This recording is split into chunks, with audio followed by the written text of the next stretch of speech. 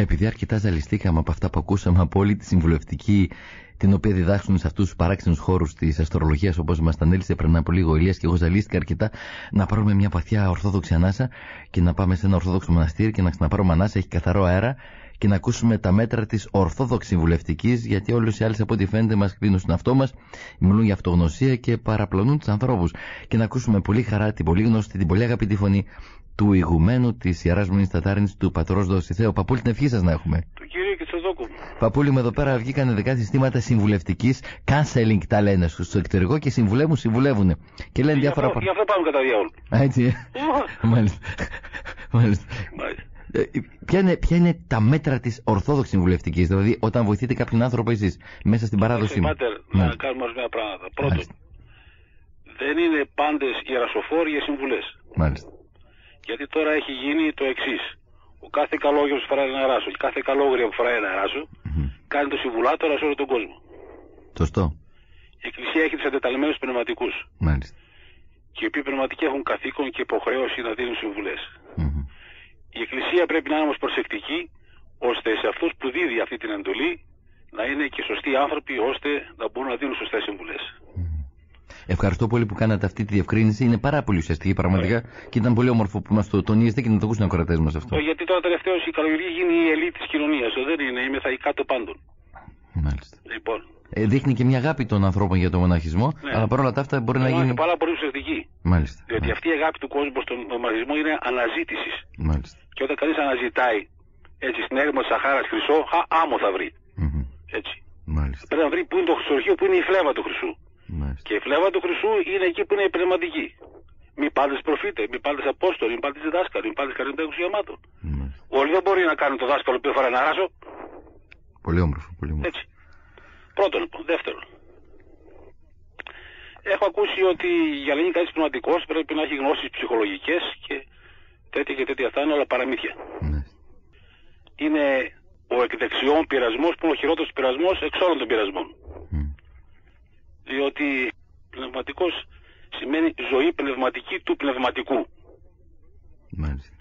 Όταν λοιπόν ο πνευματικός έχει ζωή πνευματική, τότε το πνεύμα του Άγιον από αυτόν και από το στόμα του βγαίνει και θεραπεύει ψυχές. Και το τελευταίο από αυτά που έχω να πω εισαγωγικός. Σαν πνευματικός παλιός, αλλά όχι μόνο εγώ, αλλά και πλειάς πνευματικών έχουν ακούσει το εξής, ότι θα πάω στον πνευματικό να εξομολογηθώ, να ξαλαφρώσω. Μάλιστα. Και όταν εξομολογούνται, έχει ακουστεί πάρα πολλές φορές, Μυριάκης, ότι μου φύγε ένα βάρος από πάνω μου. Αυτό το ξαλάφρωμα και αυτό το βάρος, δηλαδή, που να φεύγει αυτή η ταφόπλακα από πάνω από τον άνθρωπο, είναι η εξομολόγηση. Αλλά του πνευματικού, του ζώντος πνευματική ζωή προς ανθρώπους επιποθούντας την πνευματική ζωή. Μάλιστα. Και ευχαριστώ που τονίσατε και το δεύτερο σημείο, Πάτερ Δοσίθε. Ακριβώς το δεύτερο είναι πολύ ουσιαστικό, ότι δεν χρειάζεται κάποια ειδική μεθοδολογία και βαθιά επίγνωση των υποσυνειδήτων για να θεραπευτεί ο άλλος. Είναι χάρη στα γεγονότα. Πάτερ μου, είμαι 65 χρονών άνθρωπος. Μάλιστα. Έχω γνωρίσει πνευματικούς αγιονόρους που αν βάζαν την υπογραφή του στη λέξη ιερομόναχος και γράφαν το πρώτο, αντί με γιώτα γράφαν με ήτα. Μάλιστα. Και το ιερό με ωμέγα. Μάλιστα. Έτσι. Δηλαδή δεν ξέρανε που πάνε τα 4 προβάσεις γραμματικής εννοώ. Και συντακτικού και ελληνικών. Και όμως θεράπευαν ψυχές. Μάλιστα. Θυμάμαι τον Γεροδωρόθεο, τον πνευματικό της Καριές, που ξεκίνησε ο Λεόντιος αρχιεπίσκοπος της Κύπρου και πήγε να τον βρει να εξομολογηθεί. Και σε ένα γράμμα το πνευματικό έβαλε το κεφάλι του κάτω να εξομολογηθεί. Επίσης, ζω στα βουνά επάνω 45 χρόνια και έχω γνωρίσει παλιούς πνευματικούς, αγραμμάτους, εγκάμους, το λέω, το τονίζω αυτό, εγκάμους, οι οποίοι με την εξομολόγηση ανέπαυαν ψυχές. Και οι άνθρωποι στα χωριά τους, χάρη αυτών των πνευματικών, ζούσαν μια ζωή ενάρετη, ορθόδοξη, πηγαία, σωστή, κάτι που δεν συμβαίνει σήμερα με τις πολλές γνώσεις. Και με τους πολλούς Φρόιντ και τους πολλούς Άντλερ και πολλούς άλλους που διαβάζουμε σε πέρα, κύριους Ελβετούς και Αυστριακούς. Αυτό σημαίνει που η δική μας συμβουλευτική έχει μέσα της ένα κάλος που έχει απλότητα μέσα του. Απλότητα, Πάτερ. Μάλιστα. Απλότητα. Διότι όταν ο πνευματικός, επαναλαμβάνω, μιλώ από εμπειρίες, έτσι, πρόσεξε. Βεβαίως. Όταν ο πνευματικός πριν φορέσει το πετραχύλι για να εξομολογήσει μια ψυχή έχει πάει και έχει φορέσει πετραχύλι και έχει διαβάσει μια γελάδα που ήταν του ψόφου και σηκώθηκε όρθια γελάδα πριν τελειώσει καλά η ευχή, απ' και πέρα θες τίποτα άλλο. Μάλιστα. Και το βλέπω... Βεβαίως, ναι, και όταν συναντώ σε ένα νοσοκομείο στην Αθήνα, πρόσεξε τη λεπτομέρεια, άγνωστη, μια γυναίκα έρθει και μου λέει, πάτερ, λέει, είστε εδώ, είχα κάτι αρρώστους εκεί στο νοσοκομείο, καλά.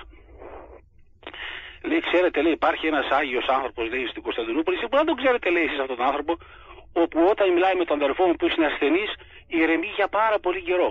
Λέω, ποιος είναι αυτός, κυρία μου? Λέει, δεν τον ξέρετε, λέει, είναι ένας, λέγεται Θεοδωροπόλος Γερμανός.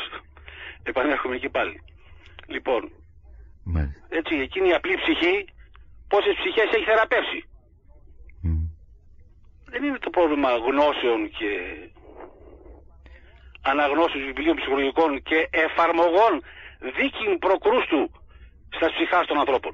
Εξάλλου, αν θέλουμε μια περίσσια γνώση, έχουμε τα πατερικά μας τα βιβλία. Όποιος διαβάσει μάξιμο ομολογητή, μπήκε ήδη στην όντως γνώση, αν θέλει και γνώση περισσότερη για τα πράγματα. Η γνώση της ανθρώπινης ψυχής μέσα στους πατέρες υπάρχει. Έτσι, αυτό να λέει. Και κανείς, έστω και ως γνώση, δεν μπορεί να ξεπεράσει αυτά που είπαν για την ψυχή οι πατέρες. Δεν μπορεί να το ξεπεράσει. Αυτοί, κοίταξε, πάτερ, αυτοί δεν βούταγαν τον κάλαμό τους στο μελάνι, το βούταγαν στα δακρυά τους. Μάλιστα. Αυτό είναι σπουδαίο. Έτσι, δηλαδή, στο καρδιοστάλακτο των δάκρυων, δηλαδή ότι το έγραφαν από μια ψυχή κατανεμιγμένη. Έστω και για τη γνώση ακόμη, είναι αξεπέραστα των πατέρων. Καμία συγκριτική με την οποιαδήποτε άλλη συμβουλευτική. Δεν μπορεί να συγκριθεί. Κοιτάξτε, εάν θέλουμε, πάτερ μου, αυτός ο τόπος στον οποίο ζούμε να ζει από ανθρώπους φυσικούς, δηλαδή, γιατί έτσι άνιμα naturaliter χριστιάνα, όπως είπε ο Τερτουλιανός, η ψυχή φυσιολογικός είναι χριστιανική. Όταν λοιπόν να ζούμε αυτή την απλή ζωή, τη φυσική, τη χριστιανική, την ορθόδοξη χριστιανική, τα υπόλοιπα είναι όλα περιττά. Και ο κόσμος που αναζητά εκεί που, όπως το είπες, το counseling, πώς το είπατε? Counseling. Τέλος πάνω αυτό το πράγμα. Το ζητάει. Γιατί το ζητάει? Διότι εφόσον διψάει, τότε πίονται Αιγύπτιοι είδωρ το παραθάλασσαν. Δεν λέει η προφητιακή.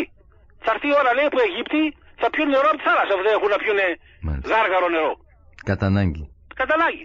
Γιατί αναζητεί ανθρώπινη. Και εμείς αντί να δώσουμε το γάργαρο νερό της ορθόδοξης βιωτής, της απλής αυτής, που είναι για όλους τους ανθρώπους, διότι αυτός ο φιλάνθρωπος είναι και για τον αγράμματο αυτάγραφα και από τον Πανεπιστήμιο των Αθηνών. Έτσι, ο Θεός δεν είναι άδικος να είναι μόνο για επιστήμονας και για γνώστας, για όλο τον κόσμο. Η σωτηρία για όλο τον κόσμο. Για όλο το φάσμα των ανθρώπων. Λοιπόν, τότε πού τρέχουμε και πού πάμε? Εδώ διαγείρεται και τις δικές μας ευθύνες, το πώς είμαστε και πώς καλλιεργεί η ίδια Εκκλησία την ανάδειξη πνευματικών. Κοιτάξτε, όταν λέμε Εκκλησία, τώρα τι λέμε με το συμπάθειο κιόλας, αν λέμε τους δεσποτάδες και αν λέμε ότι αυτή είναι η Εκκλησία, τότε είμαστε για αυτού. Η Εκκλησία εννοώ όλο το σώμα της Εκκλησίας. Το σώμα της Εκκλησίας. Ολόκληρο το σώμα το σώμα της Εκκλησίας αναζητεί κάτι το γνήσιο. Μάλιστα. Την πηγή. Έτσι. Δεν ζητεί ούτε καν το χλωριωμένο είδωρ. Μάλιστα. Ζητάει το νερό το γάλα που βγαίνει από την πηγή. Το λάλλον είδωρ, την άουσαν πηγή. Το ζώον είδωρ που θα δίνει ο κύριος Σαμαρίτιδα. Αλλά αν πάμε και στην έκφραση τη διοικητική της Εκκλησίας που είπατε πριν από λίγο, οι επίσκοποι που βαθύτατα τους σεβόμαστε, τότε θα έλεγα έπρεπε να είναι πρωτογενής μέριμνα ενάδειξη των πνευματικών. Τους επίσκοπους τους σεβόμαστε και ξέρουμε τι είναι οι επίσκοποι. Είναι στόπον και τύπο Χριστού, όταν λειτουργούν, όχι πάντα. Έτσι. Να ξέρουμε κιόλας. Ναι, το ξέρουμε τι είναι. Και τους σεβόμαστε και προπτώμεθα και τους προσκυνούμε. Με τα βαθυτά του σεβασμού. Αλλά μην λησμονούμε ότι είναι υπό την Εκκλησία, είναι μέσα στην Εκκλησία. Και απλώς εμείς παρακαλούμε να είναι η πρωτογενής έννοια τους, αν καπακούνε τις προτάσεις μας, η ανάδειξη πνευματικών για το λαό μας. Αυτό είναι το μεγάλο. Μα το κυριότερο αυτό είναι. Μάλιστα. Διότι αν ο πνευματικός είναι το όντι πνευματικός, τότε όλοι οι άλλοι θα είναι σαν την αγέρη των χείρων, την πεσούσαν στην λίμνη της Τιβεριάδος. Μάλιστα. Έτσι. Ως πρόβατα μια κοντοπημένα, ναι. Η Λεγιόν. Όλοι οι άλλοι είναι Λεγιόν. Λεγιόν δαιμονίων ουσιαστικός. Τι είναι πάτερ η αστρολογία, τώρα τα παραμύθια, γιόγγι, μόγγι, σόγγι, όλα αυτά όλα. Δεν είναι δαιμόνια. Βεβαίως. Λοιπόν, εάν τα είδωλα των εθνών δαιμόνια, όπως λέγει ο Δαβίδ, όλα τούτα δεν είναι δαιμόνια, τι είναι? Επομένως, πώς θα αφήνουν τα δαιμόνια? Οι μεμόνιδες επικρίσεως στο όνομα του Ιησού. Και ποιος μπορεί να επικαλεστεί το όνομα του Ιησού ή μη μόνο εντός της Εκκλησίας, η οποία Εκκλησία είναι ο Χριστός στον ασπαρτινόμενος? Δεν το πω αυτό. Ο Αυγουστίνος το λέει. Και το Ο Ιερός Αυγουστίνος, έτσι, όχι ο Πάτερ Αυγουστίνος. Παππούλη, με το πιο τραγικό είναι καμιά φορά ο Παπηματικός λέει πάνε ρώτησα και έναν ειδικό συμβουλευτή για αυτά τα θέματα. Και τότε το έχω πάθει και αυτό. Ναι. Το έχω πάθει και εγώ, ναι. Το έχετε πάθει? Ναι, μια κοπελίτσα είχε πάθει υπερκόπωση, γνωστό πραγματικό μου τέκνο. Είχε πάθει υπερκόπωση από το πολύ διάβασμα και πήγε στον πραγματικό και δεν κοίταξε παιδάκι με αυτό είναι θέλει ψυχολόγο. Και σε ένα κουτί χάπια. Η καλά που την πρόλαβα. Τι αυτά ρε κορίτσι μου λέω. Κρίστα βιβλία ένα μήνα και έγινε καλά. Και έγινε καλά το κορίτσι. Εγώ μιλώ για κάτι άλλο. Μια συμβουλευτική παράγει μια άλλη συμβουλή απέναντι που ξέρει καλύτερα αυτό το θέμα, ξέρω εγώ. Τι ακριβώς θα πάρει το παιδί, ναι. Κοιτάξτε, για το γάμο, ξέρω εγώ. Ειδικό συμβουλευτή για το γάμο, λέει. Προβλήματα γάμου λύνει ο άλλο. Και ιδίως Πάτερ, και ιδίως όταν δίνει καλόγεροι συμβουλές για το γάμο. Τι θαυμάσιες συμβουλές δίνουν. Ναι, γιατί εύκολα φτάσεις σε αυτό το σημείο. Πέραν το ότι φοράμε πάνω καλή μαφο για να κάνουν γάμο, για να στεριώσει ο γάμος. Άλλη ιστορία αυτή. Το σύμβολο του θανάτου για την ζωή. Καταλαβαίνεις τώρα. Έτσι, τι φύρδιν μίγνιν, έτσι, τι μίξεις άμυκτος και τέρας αλόκοτον και μετά λες γιατί γίνουν οι διαζύγια. Αφού παντρεύουν οι καλόγεροι, διαζύγια θα έχουμε, δεν θα έχουμε. Λοιπόν, ναι. Άλλες ιστορίες αυτές. Είναι για άλλη εκπομπή αυτό. Μην το είχατε πει άλλη φορά. Παππούλη, την ευχή σας ευχαριστούμε πάρα πολύ. Να είστε καλά. Καλό βράδυ. Χριστός, ο τεχθής. Έτσι και ο σωτήρ του κόσμου. Την ευχή σας.